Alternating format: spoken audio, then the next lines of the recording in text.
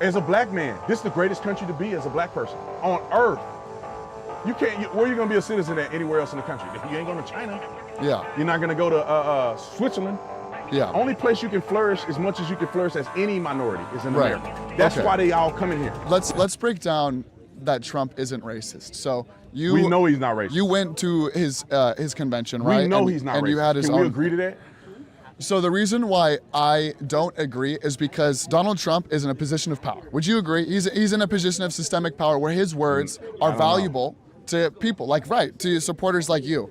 And so in my experience, I've had experiences with Trump supporters advocating for Trump that have racist But is stigma. he racist? If he's contributing to his community. How is he contributing racism to them? Okay.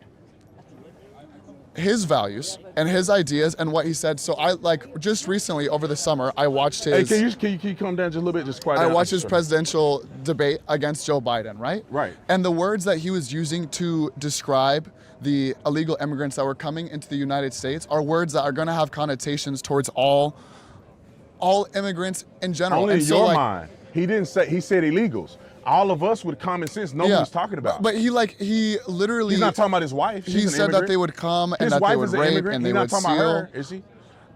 I don't know what type of immigrant your wife is. So. Not my wife. His wife.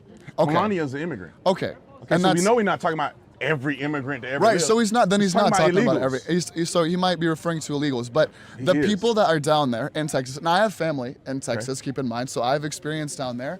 The stigma that they have towards these immigrants are racist. How? These people are coming from all over the world. It doesn't. How's that racist? They're coming from South America. They come from China. They come from Afghanistan. They come from Africa. Yeah. How's it racist? Because illegal. You think it's racist. Okay. Because in your mind, right. when you hear illegal, you think it's just a race of people. Right. People that do this, they don't look at illegals based on race. They look at illegals based on status. Yeah. You're illegally in our country. You broke the law.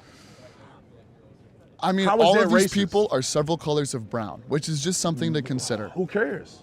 It's because he's white. Now you're racist against him because you projecting that because he's white, he somehow don't like brown people. No, I wouldn't That's say that. a racial trope that you're throwing out there. And if that's what I believe, that would be a racial trope because white people don't inherently hate anyone. Maybe you're being ignorant about it because it's not fair for you to say that you assume that he feels this about Mexican people or whoever else. So what I'm claiming is that racism is a systemic issue. Where? And there's where? In the country? In the country, yes, and within the United States. No, it's not. Okay, why is that? What can you do that I can't do? There's evidence for job applications. No, what job can you get that I can't get? That's hard to quantify because I'm not. It's not systemic. It's nothing you can do that I can't do unless you believe you're better than me. I don't believe I'm better than you. Then what can you do? But what I'm telling you is that there's evidence to show that, house lenders having sorry, I'm getting stuck up. Give me a sec to breathe. I got you. I believe that systemic racism exists because I've seen enough evidence that to be able to show that black people have a harder time unlocking a lot of things. They're vulnerable to being able to apply for a home, to apply for a job, and there's evidence that shows that even based on their name. Or is their doing? What part of that is their doing? So if you're an employer and you're looking for employees, right? And there's evidence with, there was one recently with felonists, right? And so there was one where there was 4 different demographics. There was black people that had felonies, there's black people without them, white people, and then white people with felonies. And they were turning in papers without even their face, just their name. Yeah, I've heard of that study. Right. And it showed bias in that study. Right. But so I don't think that's conducive, or not conducive, but I don't think that's the common theme of America. The common theme of America, even though that exists there. Even though some things exist. Yeah. Like, for instance, are there racist people in America? Yes. Yes. 100%. Right. Are there somebody racist on your campus? Probably yes. Right. But if you look at everybody that's out here, I guarantee that 99.9% of these people are not racist.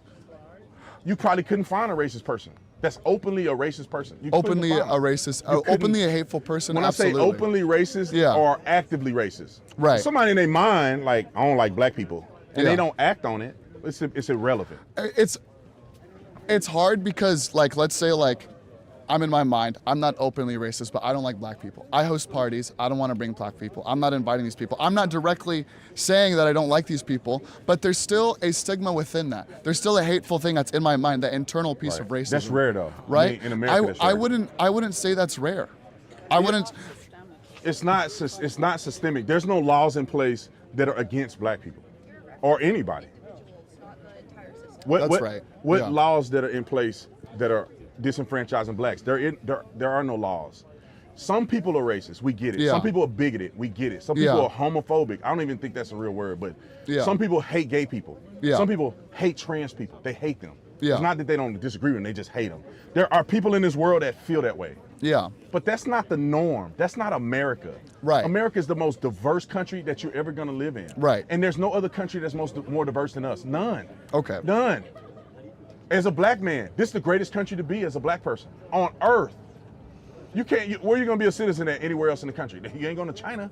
Yeah. You're not going to go to Switzerland. You're not going to go to Sweden. You're not going to go to any of these white countries and be a citizen as a black man. Yeah. Only place you can flourish as much as you can flourish as any minority is in America. That's why they all come in here. Yeah.